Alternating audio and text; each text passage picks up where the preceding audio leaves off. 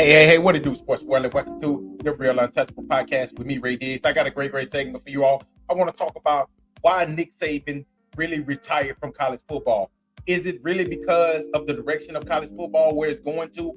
Or was it something, maybe it's he don't have the control that he had in college football? But listen, before I get started, hey, make sure y'all hit the like button, the subscribe button, and the share button. Hey, make sure y'all hit that subscribe button. Hey, y'all want to subscribe to OnlyFans, but you don't want to subscribe to this YouTube channel.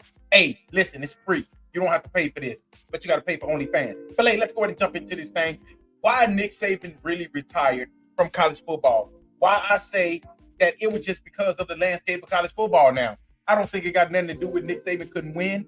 We just saw the Alabama Crimson Tide just a couple months ago. Well, hell, maybe 2 months ago in the college football playoffs. So it clearly wasn't he couldn't win.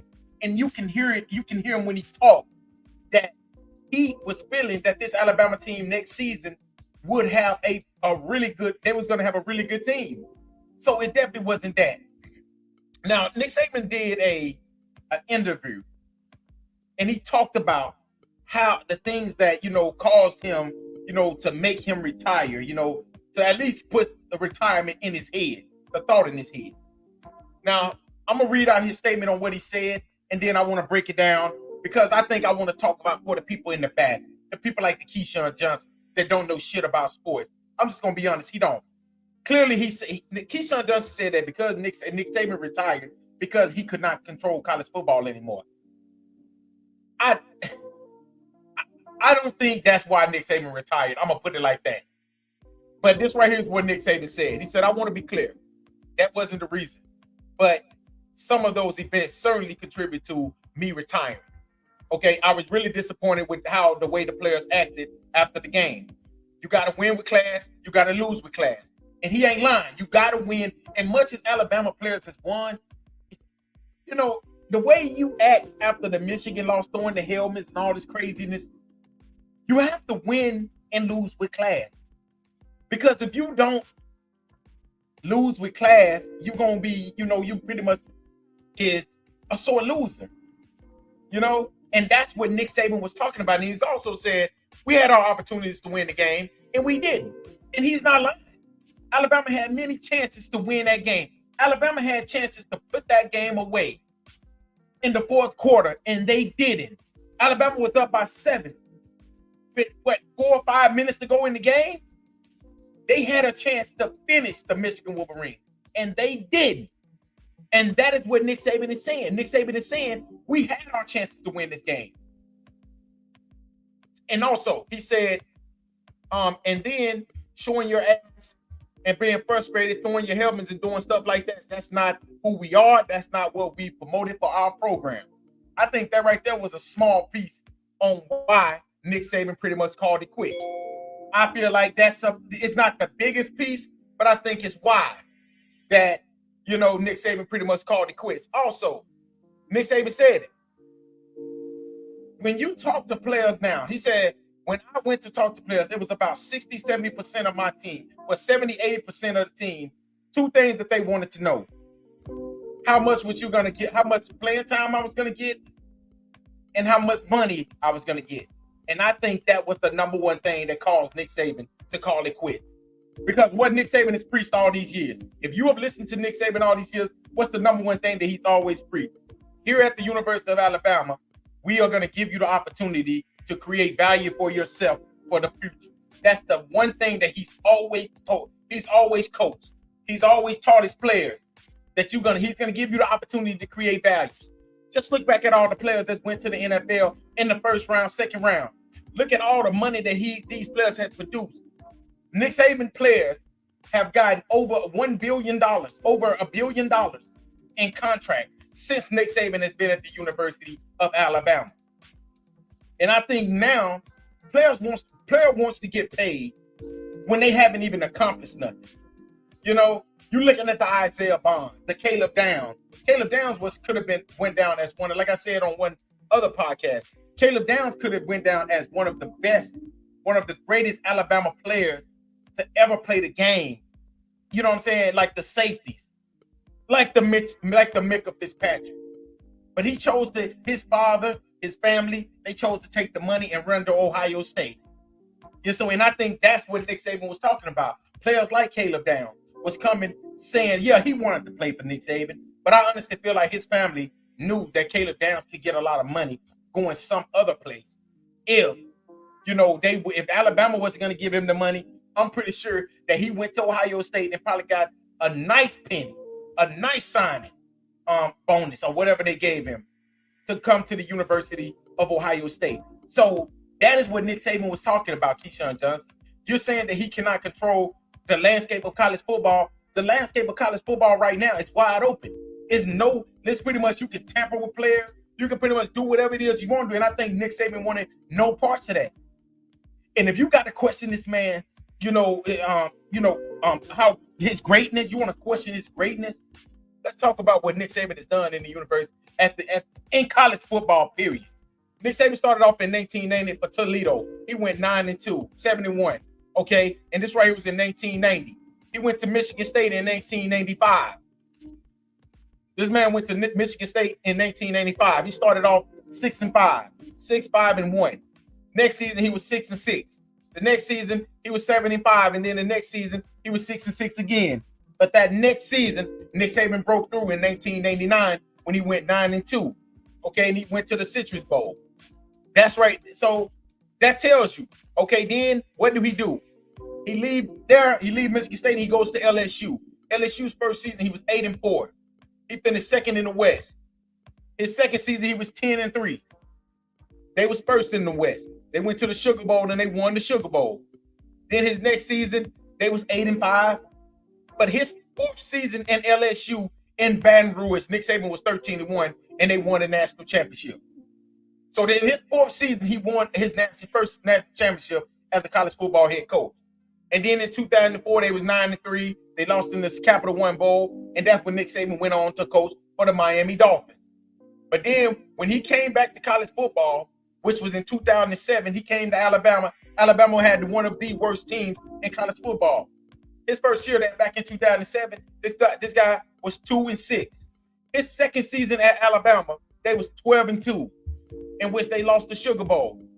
The next four seasons, Nick Saban will win 3 national championships in 4 seasons. Nick Saban won 4 national championships in 3 national championships. 3. I apologize. He won 3 national championships in 4 seasons.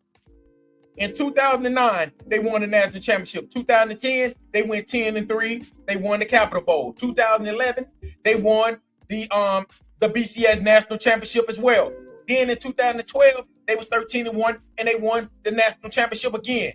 And the next season, they was 11-2, 12-2. Then in 2015, what did Nick Saban do again? He won another national championship, which was in 2015 when they went 14-1 and they won the BCS, the national championship, college football playoff national championship. So this man had 5 national championships at this moment. In 2014 and 2015, he had already won his 5th national championship. Let's talk about 2016. 2016, they win what? Another national championship, going 14-1 in 2016. 2017, they lost in the college football national championship game. 2018, they went 14-1 and they lost in the college football national championship game. So let's talk about this. This Nick Saban team, they went to 1, 2, 3, 4, 5, 6, 7, 8, 9 national championships in 12, 13 years. That is crazy. But that's for the people that can't hear you in the back that said that Nick Saban, the reason why he retired is because he couldn't win no more. Nick Saban pretty much dominated college football. This dude is the GOAT of college football. And then even on a down year in 2021, they went to the national championship game again and they lost in 2021. 2022, they was 11-2. They won the Sugar Bowl. And then this past season, they was 12-2, in which they went to the national championship game. The college football playoff yet again. So for the people like Keyshawn Johnson that sit on TV and don't know a damn thing, I'm saying, yeah, he don't know nothing. I tell you this right here. A lot of these analysts They got somebody else doing their research for them. I do my own research. You sit there and you got somebody to go and do everything for you. And you write it on a piece of paper. I do all my research for me. This man, Nick Saban, had already, I feel like Nick Saban retired because he knew the direction of college football. Look back when the NIL first started. He was the first coach that actually spoke out about it. This is what he said. The reason why we need to put a hold on this college football, this NIL thing, is because they're going to be wide open. I'm okay. I'm for the NIL, but we need to at least have a plan. At least have a plan for the NIL. And guess what? The NCAA didn't listen, and now look where we are right now. And that is the reason why Nick Saban is, got out of college football right now. Because, and then the audacity of these young players. You go in there and the first thing that you ask Coach Nick Saban, the GOAT of college football, how much you gonna pay me? Nick Saban should have looked you in your damn eye and told you, what the hell you mean what I'm gonna pay you? You should pay me to come play for me. You coming to play for the GOAT of college football. And you want to ask me, you and your family want to ask me how much I'm gonna pay y'all? I'll tell you what you do. You walk out that door, you make a left, you make another left, and make a right, and get your ass right up out of my office. That's exactly what you can do. And that is exactly what Coach Nick Saban should have told those players. I'm all for the NIL. But that ain't the second question you should ask. How much you gonna pay me when you come in to play for Nick Saban? And like I said, Nick Saban is one of those people that he's always said, if a player comes in and busts their butt, that they will create value for themselves, for the NFL. And it's proven, it's worked. Even this season. Look at how many first round picks that Alabama is about to grab and have that's going to go to the NFL this season. Think about the Kool-Aid McKinstry, the Dallas Turners, the offensive linemen. Yes, these guys are right here are going in the first round. That's another three that Nick Saban is going to put in the first round. So when you talk about how much you're going to pay me, all you need to do is come in and work hard. Come in, work hard, you're going to find yourself. Because when Kool-Aid McKinstry came in, I think Kool-Aid McKinstry already knew that most likely one day he was going to be a first-round pick. Patrick Surtain, when Patrick Surtain came in, Patrick Surtain pretty much already knew that if he worked hard, that he was going to be a first-round pick. Playing for Coach Nick Saban. Same thing with Dallas Turner. Dallas Turner was sat back and watched what Will Anderson did, and he was like, all I need to do is do what that guy do. If I do what that guy do, I'm going to be just like him. I'm going to be a first-round draft pick. Guess what? I bet you Dallas Turner go in the top 10 of next month's NFL draft. Guaranteed. Teron Arnold. Arnold came out of nowhere this season. Nobody didn't even have him on nobody's draft board in the first round. Guess what? Arnold will be a top 15 pick in in next month's NFL draft. That's 4 Alabama players right there. So when you ask Nick Saban, what can you offer me? That's what he could offer you. These youngsters nowadays basically ran Nick Saban out of college football. That is the reason why he won't say it, but that is the real reason why he do not want to deal with this newer generation of football players, because they want to be paid before they even accomplish anything on the field. Just like the Isaiah Bond. Isaiah Bond is a really good player, but stake your ass to Texas. Go down there to Texas, and hopefully you'll win a championship, and hopefully you'll get to be a first-round draft pick. Because Nick Saban done put so many receivers in the first round. How many wide receivers have Texas put in the first round in the last 5 to 10 years? I'll wait. Matter of fact, you can tell me tomorrow. Because they ain't put too many. Yeah, they got 1, maybe 2 that could go in the first round. Could go. Nick Saban has put Jalen Waddles, the Jerry Jeudy's, the Julio Jones, the Amari Cooper. He's putting a plethora of wide receivers in the first round. So why do he need to pay you when you're going to be paid eventually anyway? Even Tua came to Alabama, got hurt. And then he's still going to get him a nice little contract in the NFL. And that's all you have to do. For players, you all ran off the GOAT of college football. Now he's going to be an analyst. And I think Nick Saban's going to be a hell of an analyst. He's going to be an amazing analyst. Everybody want to hear him. Everybody want to hear him. Everybody want to hear Bill Belichick, because they got knowledge of the game that a lot of people don't have. So now you ran him away from college football, in which Nick Saban had at least another 2 to 4 years left in him. He had it because Nick Saban was not old. He's not like the Joe Paterno. He was still running around out there, enjoying himself like a kid. But I just honestly feel like him. I think he went to Miss Terry and he explained to her what was going on with how players wants to be paid. The families jumping in. The families are the agents. The dads, moms, they're the agents now. And I think that will ultimately force Nick Saban to call it quits. And I think that's why he hung it up, because he wasn't gonna give these kids. I don't think Alabama can give them these kids $1 million and 600,000, for a player that's gonna sit on the bench. I don't think you should. Honestly, I don't think you should give a player that type of money. But that's why I think that Nick Saban wanted to quit, because of the direction of college football. Because honestly, you don't know what's gonna go on in college football right now. Honestly, because the commissioner and all these other dudes that's behind the scenes not saying nothing, they had a chance to pretty much put a cap on this thing. Pretty much put an idea in place. All these years, they could have put an idea in place, but they didn't. They chose not to. And that's why Nick Saban said it at the beginning. This is bad for college football. Not the NIL, but they don't have a plan for the NIL. And now it's the Wild Wild West out here. You can go and you can tamper with this team, tamper with this team. You see what the player said from Iowa. The guy that transferred from Alabama to Iowa, he said that Iowa was calling him during the season. He had Alabama. Think about that. So that's why I feel like Nick Saban pretty much called it quit. Not because he couldn't win no more, because I honestly feel like Alabama they would have definitely been in the college football playoffs again next year. I think it was because of the landscape of college football.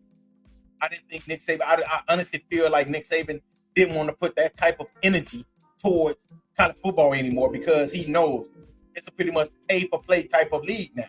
They're pretty much going to how the NFL is. And honestly, it's that good. Do I want to give a player $150,000, $200,000 to sit on the bench? I don't know if I would want to do that.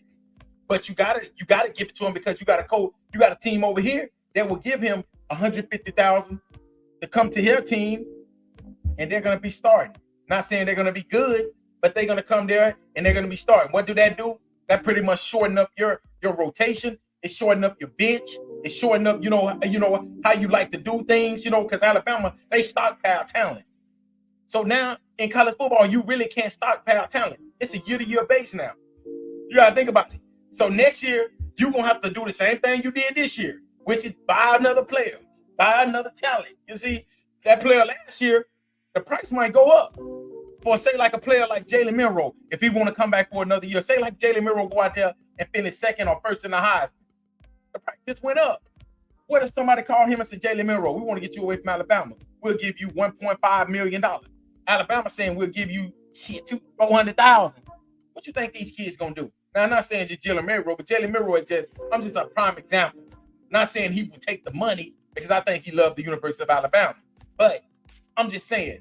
But y'all let me know what y'all think. Why Nick Saban retired. Hey, but like I said before, make sure y'all hit the like button, the subscribe button, and the share button. And also, it costs 0 cents to like this post. To like this segment. It costs 0 cents to subscribe to the channel. Make sure y'all subscribe to the channel, man. Hey, until next time, y'all have a great week, man. Happy Sunday. Peace.